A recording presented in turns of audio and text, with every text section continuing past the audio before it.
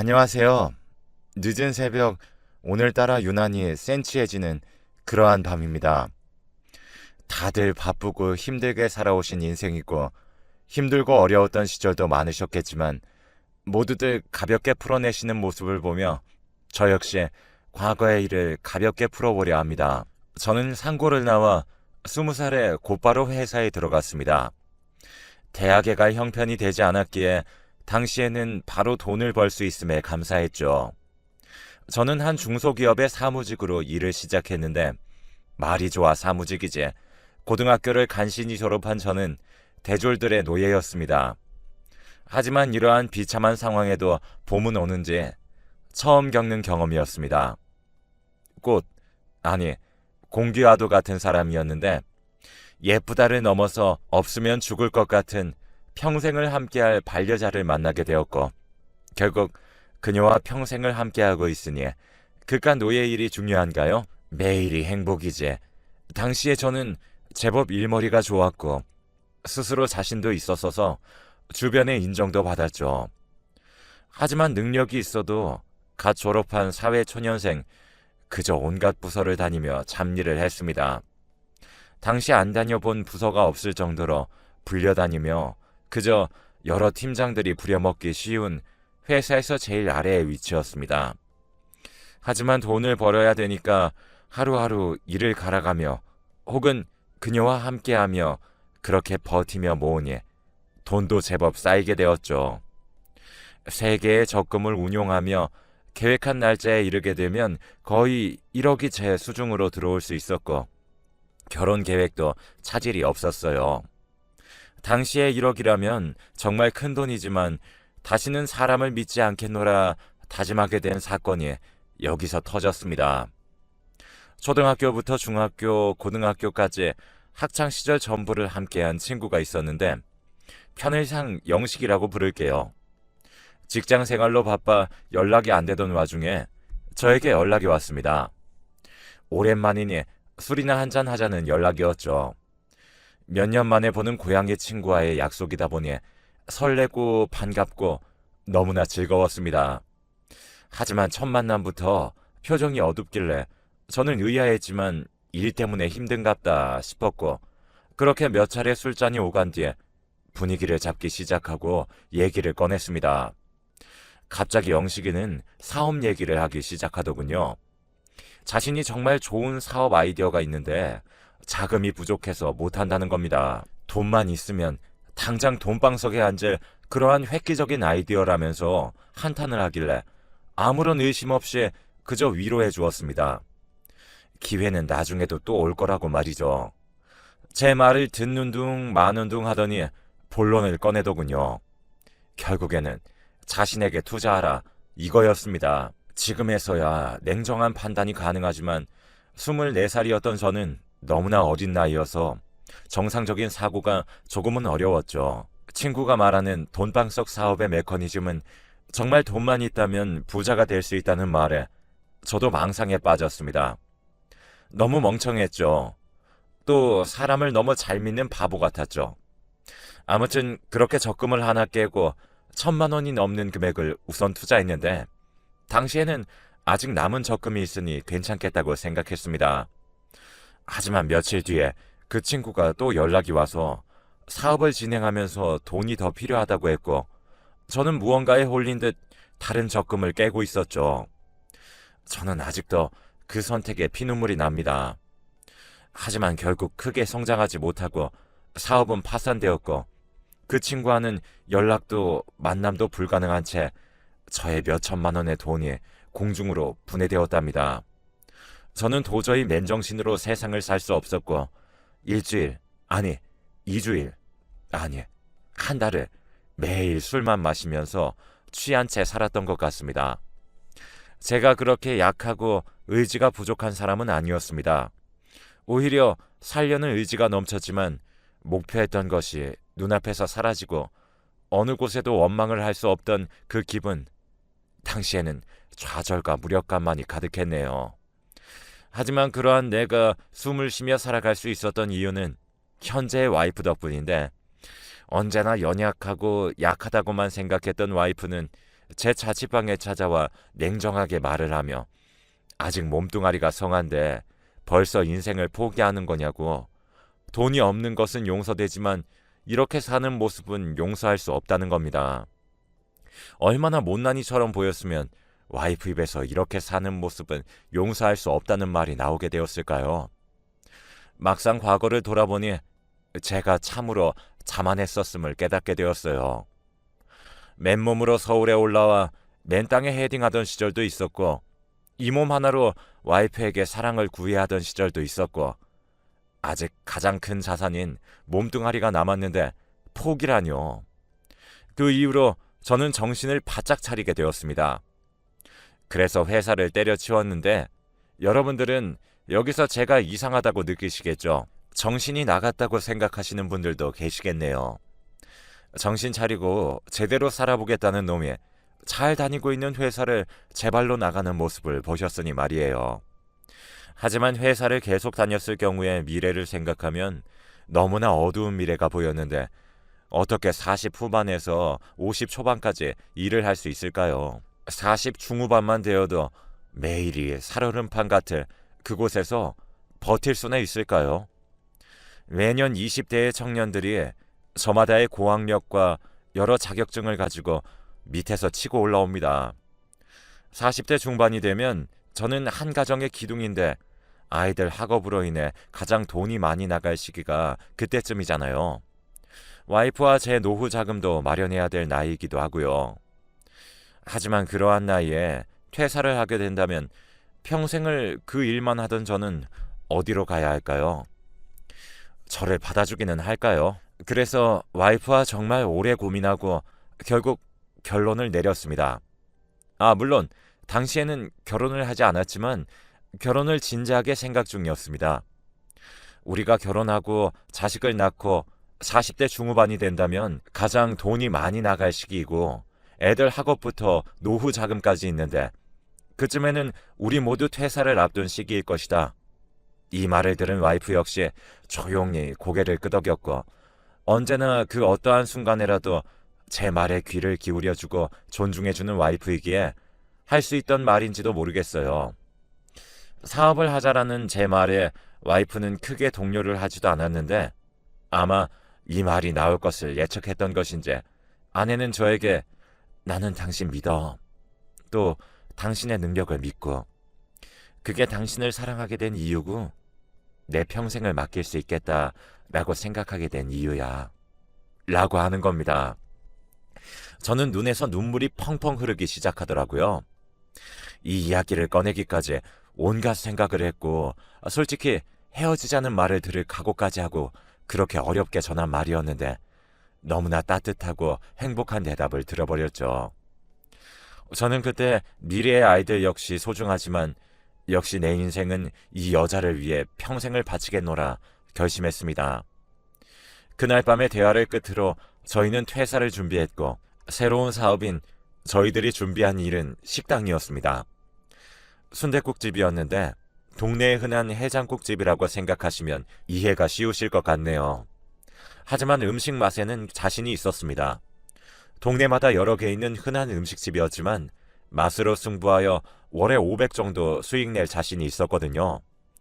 새벽부터 준비해서 저녁까지 정말 매일을 누구보다 열심히 일을 했지만 막상 미래를 생각을 해보니 이러한 일상이 계속된다면 나중에 아이들을 집에 두고 새벽부터 나갈 테고 퇴근하고 집에 가도 자는 모습밖에 보지 못할 것 같더라고요. 와이프 역시 평생을 이러한 고통 속에서 살게 하고 싶진 않았는데 매일 새벽부터 장사 준비를 시작하고 밥도 제대로 먹지 못한 채 마땅히 쉬지도 못하고 빨간 날에는 더욱 바쁜 이러한 식당 일을 하는 게 힘들 것 같았습니다. 그래서 식당 일은 몇 년을 못한 채 정리하였고 미래를 고민해보고 제가 생각해낸 분야가 바로 건설업이었습니다. 과거 건설 현장에서 정말 오래 일을 했었기에 가장 친숙한 분야였고 아무리 생각해도 미래에도 꽤나 괜찮은 분야라고 생각을 해서 이쪽 업계에 뛰어들게 되었습니다. 당시에는 정말 무식했기에 용감할 수 있었다고 생각합니다. 장사를 정리하고 가지고 있는 돈을 모두 털어서 사업을 시작했죠. 사무실을 빌리고 건설업에 대한 공부들을 이어나갔지만 고졸에다 건설업이라는 방대하고도 깊은 분야를 단시간에 배운다는 것은 불가능했어요. 그래서 전문적으로 이쪽 업무를 총괄하고 이것저것 자문을 구할 직원을 뽑고 얼추 회사다운 모습이 갖추어졌습니다. 당시에는 정말 마지막 기회라고 생각하고 정말 열심히 하자는 생각뿐이었죠. 그 당시에는 아들도 있었기 때문에 그저 책임감으로 하루하루를 살았습니다. 하지만 우리는 정말 작은 회사여서 무언가 메리트가 필요했습니다. 제가 내세울 것은 역시나 가지고 있는 몸뚱아리 뿐이었고 다행히도 도면을 그리는 능력 하나는 남들보다 조금은 뛰어났던 것 같습니다. 남들은 보지 못하는 것들을 조금은 더 보았으니까요. 그렇게 남들은 그리지 못하고 다룰 수 없는 그러한 부분까지 다루어주고 해결해주니 어떻게 회사가 운영이 되기는 했습니다.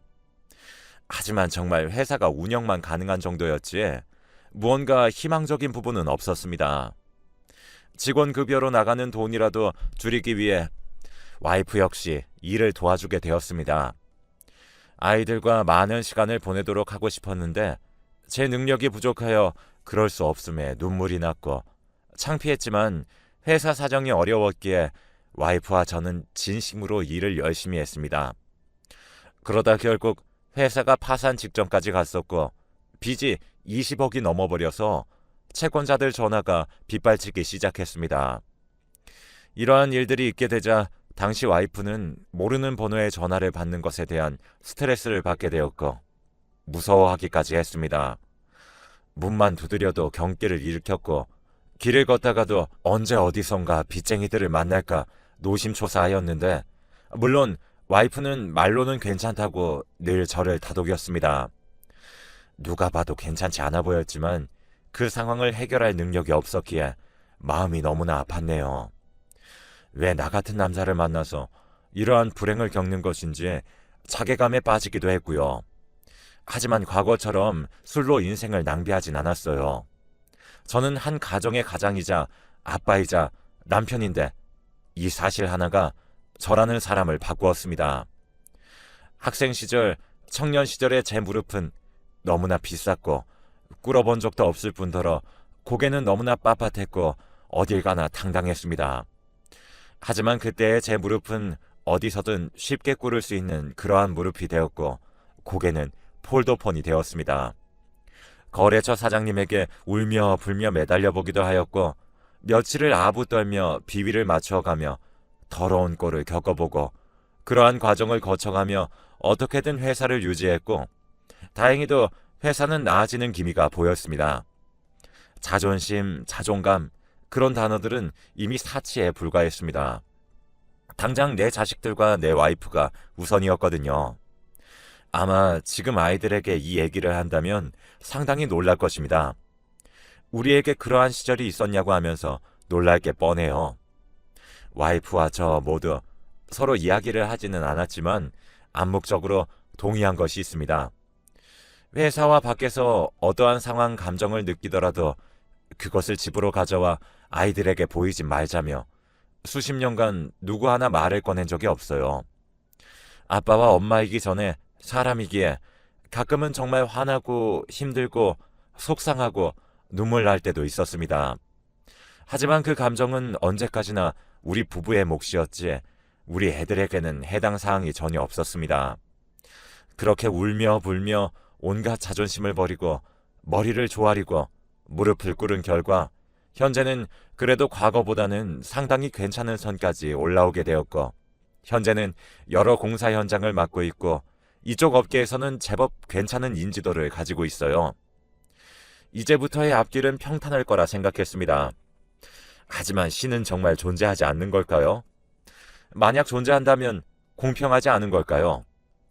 이제야 조금 살만해진 우리 가정에 한 가지 불행이 찾아왔는데 딱 한 가지, 하지만 모든 것들을 수포로 만들어버렸죠. 저희 두 아들은 모두 참 잘 자라주어서 종종 아빠 일을 도와주곤 했어요. 아빠 일 따위는 관심도 없이 그저 학업, 일에 열중하며 살았기를 지금은 그렇게 그때 일을 후회하고 있습니다. 여기까지 들으신 걸로 이미 추측을 하신 분들도 계실 것이라고 생각합니다. 그때는 겨울날이었습니다. 정말 추웠죠. 큰아들 놈은 건축학과를 나와서 현재 현장에서 일을 하고 있어요. 아시는 분은 아시겠지만 현장에서 아시바라는 쇠파이프는 겨울철, 특히 눈이 내린 날은 상당히 미끄럽습니다. 그래서 철거도 다음 날로 미루곤 하죠. 그날 새벽에도 눈이 조금 내렸는데 많지 않은 양이라서 일정대로 철거를 계획했었고 아들놈 역시 현장에서 일을 하기로 되어 있었습니다. 눈이 많이 내려서 조금 걱정은 되었지만 별일이야 있겠나 싶어 그저 안심하고 넘어갔었습니다. 하지만 갑자기 현장 소장에게 전화가 걸려왔습니다. 대수롭지 않게 받았지만 반응이 심상치 않았고 저는 당연히 감을 잡았습니다. 아, 현장에서 무언가 사고가 발생했구나. 하지만 겨울철 현장에서 사고는 꽤나 자주 있으며 대부분 수습이 가능한 선입니다. 그런데 큰아들이 응급실에 실려갔다고 하는 이야기를 하는 겁니다. 지금 전화기 너머로 현장 소장이 제게 그 얘기를 전하고 있었습니다. 그때 저는 이성을 잃었고 그저 생각나는 장면이란 수술 중이란 파란 불빛, 그 앞에 벤치에서 기다릴 수밖에 없는 내 모습, 그게 전부였습니다. 원인은 추락사였고 이유는 눈 때문에 미끄러워서였습니다. 하필이면 안전줄도 풀어둔 상태여서 작업을 마쳤는데 무언가 급하게 할 게 생겨 정말 잠깐 빨리 한다는 게 사고로 이어졌죠. 15시간은 되는 정말 큰 수술이었습니다. 누구에게는 하루도 되지 않는 너무나 짧은 시간일 수도 있겠네요. 하지만 당시 제게는 정말 가슴이 턱 막히고 억장이 무너지던 1분 1초가 입이 바짝 타들어가던 그러한 순간이었습니다. 내가 내 아들을 죽였다는 생각이 들었고 내가 이 일을 하지 않았더라면, 내가 아들에게 이쪽 일을 권유를 하지 않았더라면, 조금만 더 안전을 신경 써서 오늘 일정을 내일로 미루었더라면, 안전망을 조금 더 촘촘하게 설치를 했더라면, 아들에게 안전줄은 필수라고 다시금 강조했더라면, 아들에게 한 번쯤은 사랑한다고 말했더라면 이라는 자책을 하게 되었죠. 수술실에서 나온 의사 선생님의 표정을 본 순간 직감했고 저는 격분했는데 이러면 안 된다는 걸 알면서도 의사 선생님의 멱살을 잡았습니다. 이러면 안 된다는 걸 알면서 의사 선생님께 내 아들 살려내라고 소리를 질렀습니다. 격분 뒤에는 절박함이었습니다. 빌었습니다. 내가 대신 죽어도 좋으니 살려달라고 말이죠. 알고 있습니다. 소용이 없죠. 하지만 어느 부모가 그 상황에서 맨정신을 유지할까요? 드라마에서 이러한 장면을 본 것 같습니다. 보면서 늘 혀를 찼죠. 저런다고 죽은 아들이 돌아오느냐고 말이죠. 이제와 생각하니 저거라도 하지 않으면 견딜 수 없을 분들에게 과거에 저는 정말이지 못된 말을 했었네요. 장례식은 3일 만에 끝났습니다. 아들과 맺어온 관계는 수십 년이 넘는데 고작 3일, 그 3일 만에 나는 아들을 잊을 수 있을까요? 잊을 수는 있는 걸까요? 그 3일마저 짬을 내서 잠시 참여했습니다. 저는 한 회사의 사장이자 지킬 게 남았으니 아들의 마지막 길조차 배웅하지 못했네요. 아이들에게 그리고 와이프에게 참으로 좋은 아버지, 남편이 되고자 그렇게 노력했는데 노력한다고 되는 부분이 아니었을까요? 이 아이는 제 아들로 태어나서 어떤 기분일지, 행복한 인생이었을지 너무나 궁금합니다. 살아생전에 한 번이라도 물어보기라도 할 것을 쑥스러워서 말 한마디 못 건넨 게 너무 아쉽습니다. 회사는 드디어 안정적인 궤도를 그리게 되었는데 안정적인 궤도를 만들려 했던 이유가 사라졌네요. 애 엄마는 3일 동안 장례식장에서 울고 나더니 웃음기가 사라졌습니다. 아니, 억지로 미소는 짓고 있으나 어딘가 어색한 느낌은 기분 탓일까요? 과거에는 스스로에게 자신감이 그렇게 넘쳤는데 나라는 인간이 뭐라고 자신감이 있었나 싶습니다. 둘째 아들은 형을 정말 좋아했습니다. 아빠보다 형을 더욱 따랐고 형제끼리 다툼 한 번 없이 예쁘게 자라줬는데 그런 아들의 가슴에 대못을 박아버렸습니다.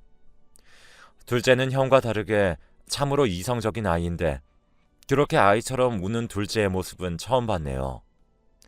그 뒤로 1년간 우리 가족은 정말이지 사는 게 아니었어요. 모두가 느끼는 큰아들의 빈자리. 하지만 내색할 수 없는 바로 그 빈자리, 모두가 힘들어할 이야기임을 알기에 그 누구라도 함부로 꺼내지 못하는 그 이야기에 지금은 그 일로부터 10년이 흘렀네요. 그리고 오늘은 아들이 떠나간 그날입니다. 시간이 약이라는 말은 사실이 아닌가 봐요. 그 말이 사실이라면 제게 이 약은 안 맞나 봅니다. 하루하루가 갈수록 큰아들이 너무나 그리워집니다. 저도 곧 아들을 만나러 갈 날이 가까워지고 있는데 꿈속에서 아들은 저보고 천천히 오라고 소리치네요. 나이가 들수록 어릴 적 첫째의 모습이 그립습니다. 보고 싶다 아들아. 늙은 한 남자의 긴 이야기를 들어주셔서